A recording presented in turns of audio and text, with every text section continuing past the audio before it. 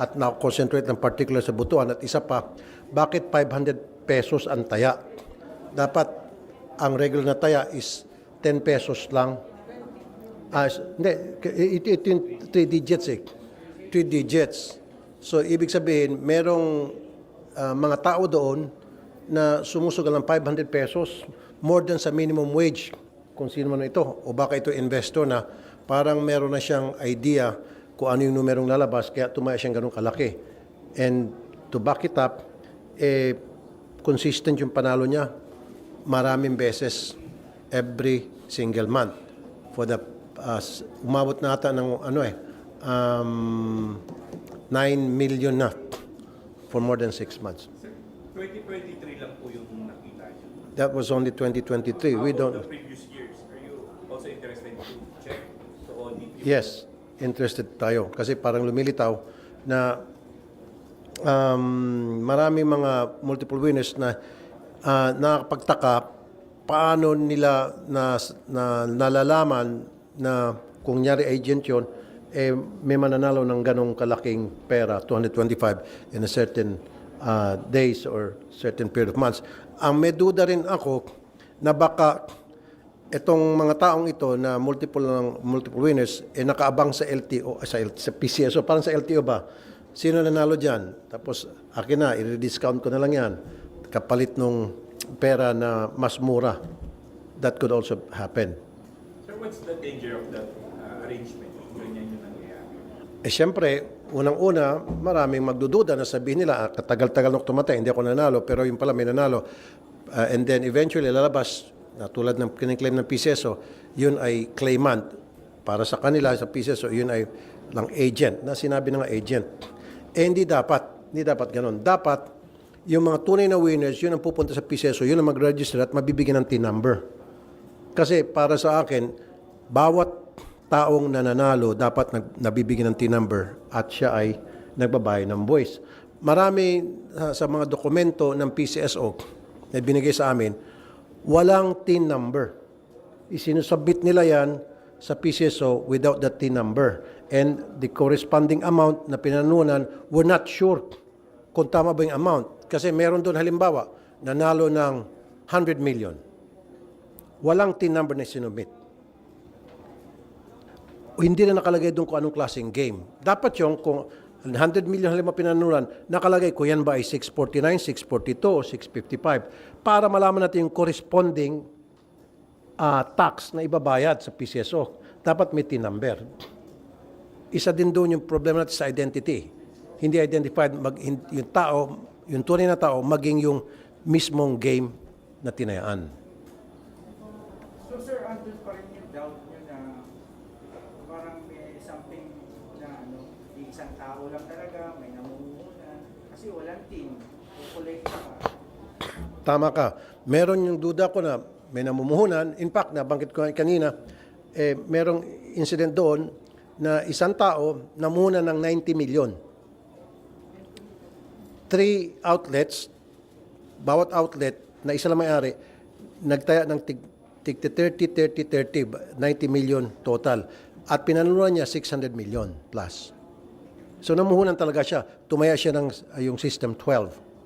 So parang again, parang sigurado na siya mananalo siya o may nakatimbre sa kanya. Yun ang sinasabi ko nga na bago siya nanalo, tinaasan yung amount ng pot. I think that was 655? Huh? 649. Sorry kasi kasabay lang may press con lang din kasi kanina. Kaya hindi namin medyo na Sir, kailan nangyari yun? Yung namuna ng 90 tapos tumama ng 640? What date was it? Huh? January 16 this year. Hindi bawal yon kung tutuusin. Wala naman nakalagay sa ating batas maging sa ng PCSO charter na bawal magtaya ng by the millions. Of course. Pero kanina maging yung AMLAC, sabi niya there's something irregular na for you tumaya ng ganung kalaki. Sa yon sa AMLAC side. On the other hand, doon ba yung parang tinayaan mo halos lahat ng numero nag-invest ka, parang manalo. So, nung tumaya ka ng ganong kalaking amount to cover yung na para ma-cover man lahat ng numero, manalo ka, baka meron ka ring inside information. O baka sigurado ka, you will not invest that much money, wala naman sigurong negosyante, kung negosyante man ito, mag-invest ng ganong kalaki, nang hindi siya nabibigyan ng some kind of an assurance na babalik sa kanyang perang yon, one way or the other. So, in aid of legislation, ano po yung nakikita natin possibly na pwedeng gawin ng Senate to, protect na yung integrity ng mga laro? Exactly, thank you. Kaya nga, sa susunod na hearing, patatawag ko ng DICT and then kukuha din kami ng independent IT. Sa ngayon kasi inaasahan namin yung DICT. So, in fairness sa DICT, they're doing their best na para makatulong din sa investigation na ginagawa namin. Pero ako mag-imbita ng third party na hindi taga-gobyerno na titingnan muna ng husto yung integrity ng PCSO computer from root access, source code, etc. And then, only after then, maka-come up tayo ng legislation na para maprotektahan talaga yung integrity ng PCSO ng game nang hindi na magkaroon ng pagdududa sa taong bayan. Go ahead. Para sabihin na parang may sindikato na kumikilos. Medyo maaga pa.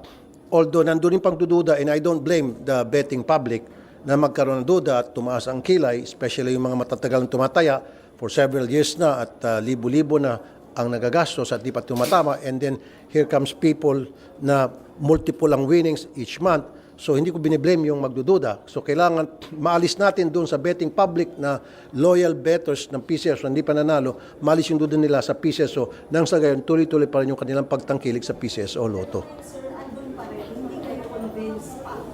I am not, exactly. I am not 100% convinced.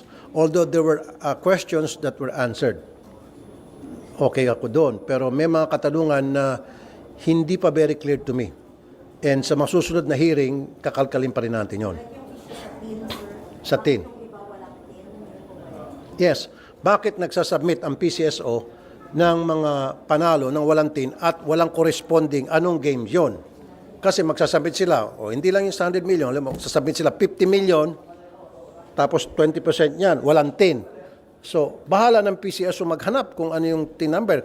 In some cases, walang tin, talagang bukunin ng PCSO yung 20% at ilalagay nila doon sa collection daw. Now, okay lang yun. Napupunta sa collection, di ba? Come what may. Hindi nabubulsa ng gobyerno at napupunta sa collection.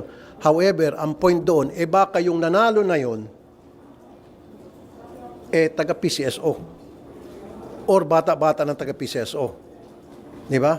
There's a problem with the identity. At saka dapat yung game. Kasi mali mo baka hindi 50 million pinalo, baka ang pinanalo noon is 500 million. Tapos dineklaran 50 million ang panalo. Dapat 500. So doon sa 50 million dineklaran niya, 20% lang kukunin noon. Kung 500 million, di mas malaki sana.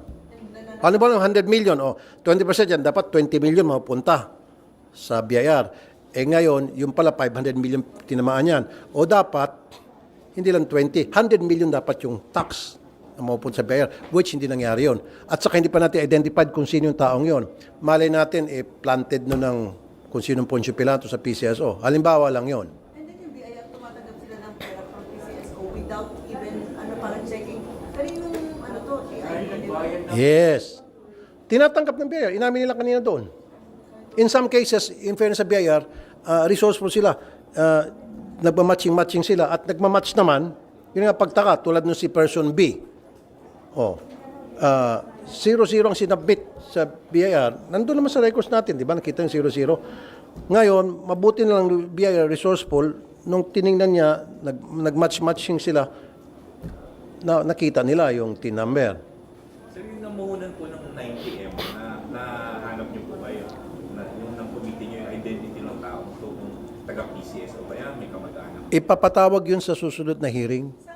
Pero of course, executive session yun. Pero saan yung lugar possibly? Manila area. Medyo malapit sa Binundok.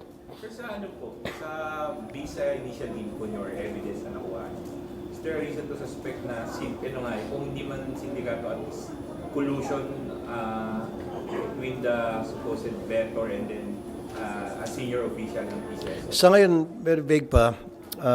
Kaya nga kasama dyan yung AMLAC na gagawa rin ng sariling investigasyon.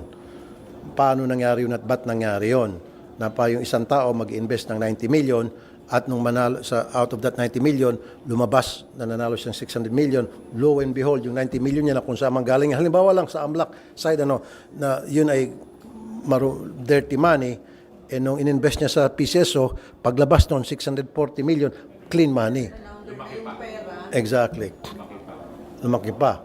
Yun. Kaya nga, kasama yung AMLAC dyan sa gagawin natin investigasyon na magkakalkal. Kailan sir yung susunod na hearing po? Siguro after ng recess and then after ng yung DICT makapag-submit ng report sa amin because right now, DICT is waiting for PCSO to request from them na to conduct an evaluation doon sa integrity ng kanilang system. It has to be requested by the PCSO to the DICT, not DICT requesting PCSO. Natatanda natin nung nanalo yung 36123, parang gano'n. Na-settle ba yun? Na-clarify ba yun? 918 yung gano'n? Na-clarify na ba ng PCSO? I'm sorry, hindi ko alam yun. Nanalo yung Yung 9-18-27, yung pattern, yung maraming nanalo, sir. Maraming So, 100 something yata yung nanalo sir? Question yan ni Senator Coco, na ipaliwanag naman kay Senator Coco, yung kung bakit 400 katao ang nanalo, yung probability. Para sa akin, kung akong tatanungin, baka kasi yung number na yun, na marami nag-aalaga. Kasi many years ago, nung ako'y tumataya pa rin ng loto, ngayon hindi na, syempre, vice chairman ako ng, hindi, totoo, tumataya ako ng loto noon, nag-aalaga ako ng numero. Na yung inaalaga akong numero, malay ko kung marami din tumataya niyan. Di ba? In fact, nangyari na sa Amerika yan eh. Yung malaking pots in the US, marami sila nanalo because yung numero na yon may sequence eh. So, marami nagkagusto sa sequence numbers na yon, tinayatihan. Para sa akin, yung marami hindi. Senator, should there be a prohibition sa mga PCSO official or kaya kamag-anak nila na tumaya sa Sa ngayon, mayroong prohibition yan. Hindi lang natin alam kung nasusunod. Kaya nga, doon sa hindi pagsasabit natin, sa mga susunod na hearings, makakalkal natin, magpapatawag tayo ng mga hearing at papatawag natin yung mga nanalo, titina natin sa executive session kung sila ba ay nagtatrabaho sa PCSO or related ba sila one way or the other sa mga PCSO employees. Hindi. Sa executive session. So yung multiple wins especially, i-check natin yung background nila kung sino sila. Are they from the PCSO, working with the PCSO or relative sila? But that has to be done executive session kasi hindi naman natin pwede i-divulge yan dahil mayroong Privacy Act.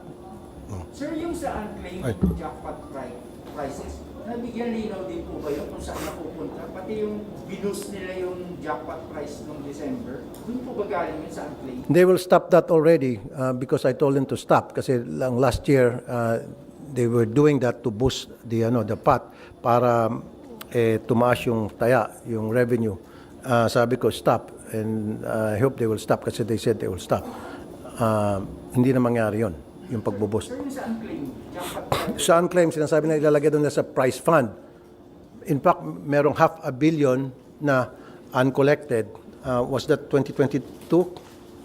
So, hiningi ko yung record kung yung paper trail na yung mga unclaimed, paano napunta sa prize fund yun and how was it spent.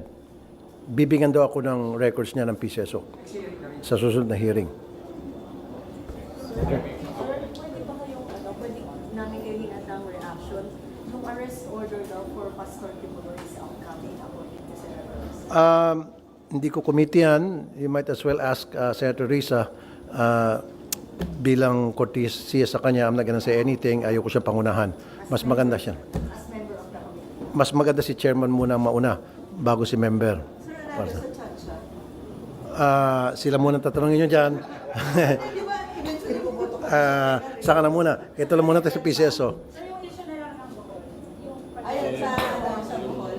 That's a very good question. Kasi mas maganda na we're talking. Mura na naman, sir. So, tawag doon, Iniimbestigahan na namin yan. In fact, meron kami natumbok na naman. Hindi lamang sa Bohol, maging sa Mount Apo sa Davao. Ganon na ganon din nangyari doon sa within the buffer zone, naglipa na para mga kabuti ang iba-ibang mga struktura ng mga negosyo na bawal dapat because that's a protected area.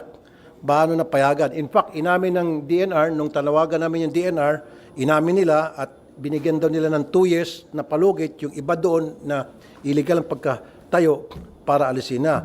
In the first place, bakit pinayagan? Dapat hindi man napatay yun. Ngayon, nandyan na sila, nakapagnegosyo na bastos ng kalikasan, bibingaw pa ng 2 years. Dapat